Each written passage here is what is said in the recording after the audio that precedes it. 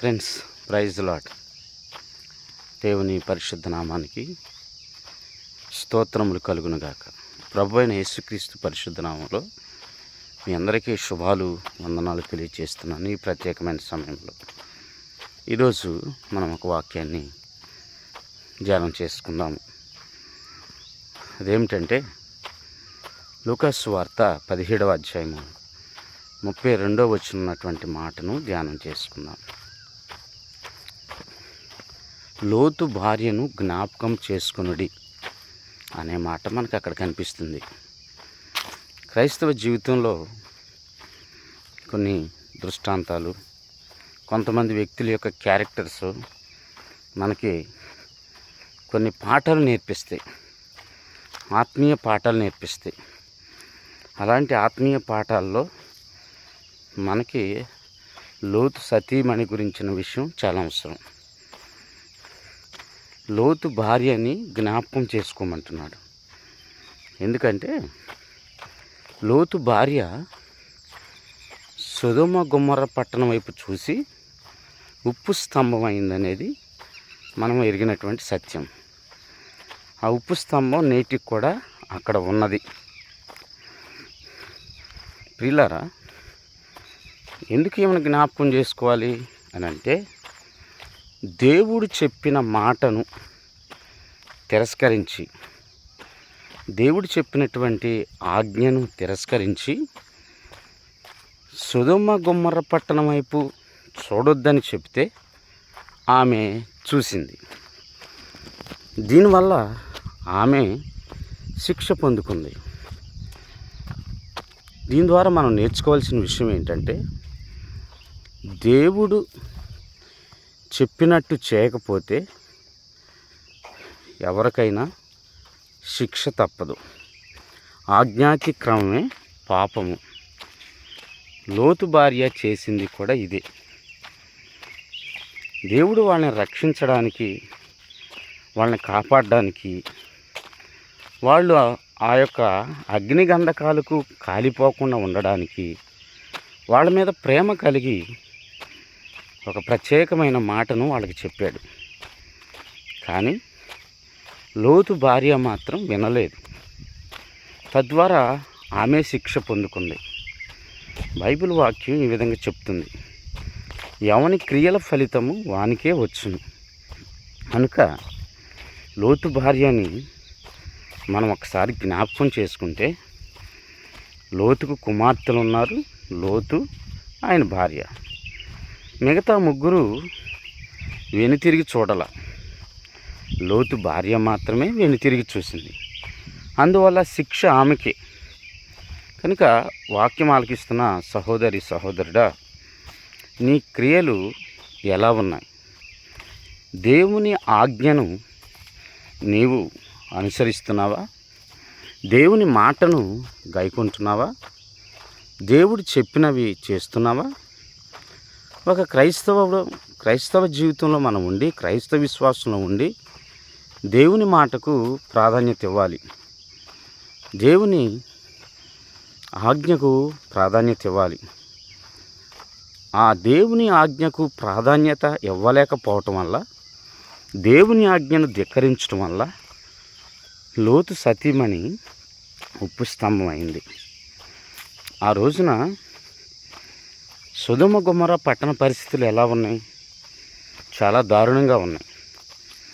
పాపం పెచ్చుమీరిపోయింది, వ్యభిచార మనసు ఎక్కువైపోయింది ఆనాటి సొదొమ గొమొర్రా పట్టణ ప్రజల్లో. అందువల్ల దేవుడు ఆ పట్టణం మీదకి శిక్ష రప్పించబోతున్నాడు. ఆనాటి పరిస్థితులే ఈనాడు కూడా కొన్ని మనకి కనిపిస్తున్నవి. వ్యసనాల్లో మునిగిపోతున్నారు యువకులు. అక్రమ సంబంధాలు పెరిగిపోతున్నాయి. ప్రేమ చల్లారిపోతుంది. భర్తను భార్య చంపటం, భార్య భర్తను చంపటం కేవలం ఈ పాపం వలన. ఇలాంటి పరిస్థితుల్లో ఈరోజు మనం ఉన్నాం కదా. దేవుడు మనకు కూడా చెప్తున్నాడు, ఈ అనుభవాల నుంచి మనం కూడా లేచి వెళ్ళిపోవాలి. అనగా వాటి నుంచి దూరంగా వెళ్ళిపోవాలి. ఆ పాప సంబంధమైన పరిస్థితి నుంచి మనము దూరంగా వెళ్ళిపోవాలి. అప్పుడు రాబోయే ఉగ్రత నుంచి మనం తప్పించబడతాము. లోతు భార్య వెనుతిరిగి చూడటం వల్ల ఆమె మాత్రమే ఉప్పు స్తంభం అయింది కదా. నీ జీవితంలో, నా జీవితంలో కూడా నీవు నేను వ్యక్తిగతంగా చేసే క్రియలను బట్టి మనకు ప్రతిఫలం వస్తుంది. అది మనం గమనించుకోవాలి. ఆత్మీయ జీవితంలో మన యొక్క క్రియలు ఎలా ఉన్నవి, మన ఆత్మీయ జీవితం ఎలా ఉన్నది, ముందుకెళ్తుందా? వెనుతిరిగి చూసే అనుభవాలా? వెనుతిరిగి చూస్తే లోతు భార్యను జ్ఞాపకం చేసుకోమంటున్నాడు దేవుడు. సహోదరి సహోదరుడా, నీ జీవితంలో ఆత్మీయ యాత్రలో విశ్వాసమునకు కర్తయు దాన్ని కొనసాగించువాడైన యేసు వైపు చూస్తూ ఓపికతో పరుగు పందెంలో ముందుకు పరిగెత్తు. అప్పుడు మనము మన లక్ష్యానికి చేరతాం. మన లక్ష్యం పరలోక రాజ్యం. మన లక్ష్యం ఆ పునాదులు గల పట్టణమే కదా. కనుక లోతు భార్య వలె వెనుతిరిగి చూడవద్దు. ఒక భక్తుడు ఒక పాట కట్టాడు కదా, జ్ఞాపకముంచుకో లోతు సతీమణి, శాపనగరి ప్రియ స్నేహితురాలు, ఆపద నెరిగియు ఆశలు వీడక, ఆపద నెరిగియు ఆశలు వీడక, నాశనముందెను పాఠము నీకిది, నాశనముందెను పాఠము నీకిది, అదిగో అంజూరము ఓ క్రైస్తవ చిగురించెను చూడుమా. అవును కదా. నాశనం వస్తుందని తెలిసి తన దురాశలు, తను వెనుక తిరిగి చూసే ఆశను వదిలిపెట్టలేకపోయింది. అందువల్ల ఆమె ఉప్పు స్తంభమైంది. ఈరోజు నీవు నేను కూడా ఆత్మీయతలో వెనుతిరిగి చూడకూడదు. తద్వారా ఇప్పుడు దాకా చేసిన భక్తి అంతా కూడా పాడైపోద్ది. సహోదరి సహోదరుడా, వాక్యము ఆలకిస్తున్న దేవుని బిడ్డ, లోతు భార్యని జ్ఞాపకం చేసుకోవాలి అంత్య దినాల్లో. అలాంటి మనసు మనకు ఉండకూడదు. మరలా లోకం వైపు చూసే మనసు ఉండకూడదు. ఇక్కడ మీకు ఒక ఇద్దరు వ్యక్తులను కూడా జ్ఞాపకం చేస్తా ఈ సందర్భంగా. మత్తయి సువార్త 14:14-15 వచనాల్లో పేతురు యొక్క సంఘటన మనం చూస్తున్నాం. యేసు ప్రభు సముద్రం మీద నడుస్తుంటే, నీళ్ళ మీద నడుస్తుంటే, ప్రభువా నేను కూడా నడుస్తానన్నాడు. నడవమన్నాడు ప్రభువారు. యేసు ప్రభు వైపు చూసినంతసేపు పేతురు నీళ్ళ మీద నడిచాడు. ఎప్పుడైతే వెనుతిరిగి చూశాడో సముద్రంలో మునిగిపోయాడు. అలాగే తిమోతికి రాసిన 2వ పత్రికలో 4:10 వచనంలో మనం చూసినట్లయితే పౌలు గారు దేమా గురించి మాట్లాడుతూ, దేమా యెహలోక స్నేహాన్ని ప్రేమించి నన్ను విడిచి వెళ్ళిపోయాడు అని దేమా అనే వ్యక్తి గురించి మాట్లాడుతున్నాడు. పేతురు భక్తుడు వెనుతిరిగి చూసి నీళ్ళలో మునిగిపోయాడు. అలాగే దేమా కూడా ఇహలోక స్నేహాన్ని ప్రేమించి లోకంలో కలిసిపోయాడు. సహోదరి సహోదరుడా, ఈ ముగ్గురు మనకు నేర్పుతున్న పాఠం ఏమిటి? నాగటి మీద చేయబెట్టి వెనుతిరిగి చూడకూడదు.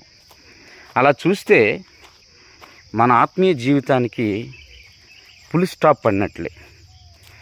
ఆత్మీయ జీవితానికి మార్గం లేదు. ఇక మరలా లోకం, మరలా పాపం, మరలా జగుప్సాకరమైన సంఘటనలు, విషయాలు మన జీవితంలో చోటు చేసుకుంటాయి.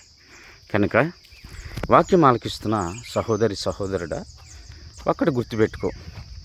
దేవుడు నిన్ను ప్రేమించి నీకు నిత్య జీవాన్ని ఇవ్వడానికి, పునాదులు గల పట్టణంలో నీకు పాలు ప్రాప్తించడానికి ప్రభు నీకు రక్షణ మార్గాన్ని ఇచ్చాడు, ముందుకు నడిపిస్తున్నాడు.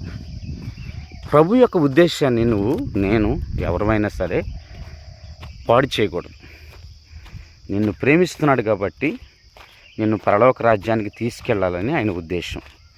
ఈ లోకంలో నశించిపోకుండా, ఈ లోకంలో పడిపోకుండా ఆయన సిలువైపు చూస్తూ మనం నడవాలని ఆయన ఉద్దేశం. కనుక ఉదయకాల సమయమందు ఈ విషయాలన్నింటినీ జ్ఞాపకం చేసుకోవాలి మనం. లోతు భార్య వెనుతిరిగి చూసి ఉప్పు స్తంభమైంది. ఇక తనకే జీవితం లేదు, జీవం లేదు. తన జీవితం అక్కడతో ఫుల్ స్టాప్ అయిపోయింది. అలాగే పేతురు వెనుతిరిగి చూసి కనబడని గాలిని చూసి ఆ శబ్దాన్ని విని సర్వశక్తిమంతుడైన దేవుణ్ణి ఎదరపెట్టుకుని కనబడని గాలిని చూసి నీళ్ళలో మునిగిపోయాడు. అలాగే దేమ అద్భుతమైన దైవ సేవకుడిని పౌలును కలిగి ఉండి మరలా ఇహలోక స్నేహాన్ని ప్రేమించి లోకంలో కలిసిపోయాడు. దేవుని బిడ్డ, నీ ఆత్మీయ జీవితం ఎలా ఉంది? గుర్తు చేసుకో. వెనుతిరిగి చూస్తున్నావా? మరలా లోకం వైపు చూస్తున్నావా? పాపేచ్ఛలతో వెనుతిరిగి వెళ్ళిపోతున్నావా? అది సబబు కాదు. దేవుడు నిన్ను నన్ను ప్రేమిస్తున్నాడు. దేవుని ఉద్దేశాన్ని నెరవేర్చు. లోతు భార్య వెనుతిరిగి చూడటం వల్ల ఉప్పు స్తంభం అయిపోయింది. ఆ విషయాన్ని జ్ఞాపకం ఉంచుకుని మన జీవితంలో వెనుతిరిగి చూడకోకుండా మున్ముందుకు సాగుదాం. మున్ముందుకు సాగి ఒక పౌలు వలె ప్రియులారా మనము నీతి కిరీటాన్ని పొందుకుందాం. దేవుని కృప ఈ ఉదయకాల సమయమందు మీకు తోడుగా ఉండునుగాక. ఆమేన్. వెనుతిరిగి చూడని ఆత్మీయాత్రను మనం కలిగి ఉందాం. ముందుకు సాగుదాం. God bless you all. దేవుడు మిమ్మల్ని దీవించునుగాక. ఆమేన్. ఈ వీడియోని షేర్ చేయండి, వినండి, కామెంట్ చేయండి, మన ఛానల్ని సబ్స్క్రైబ్ చేయండి. దేవుడి కృప కనికరము మీ మీద ఉండునుగాక. ఆమేన్.